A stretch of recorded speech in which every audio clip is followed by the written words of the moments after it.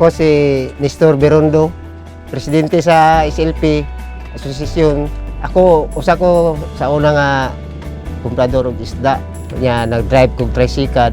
Karon giatagan mi og panginabuhi sa gobyerno nga SLP, DSWD, tagaan mi fish kids. Among palambo ang among gihatag sa gobyerno.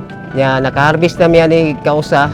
Kaloy sa Ginoo nakaginansya mi. Karon nakahagbong na pud mi balik. Pasalamat po kog dako sa Ginoo nga ang among asosasyon dili samok may pagkadala sa mga tao. Dako kay gikatabang ni sa mga gihatag sa gobyerno. Kay wala ni mao ra gyapon among panginabuhi.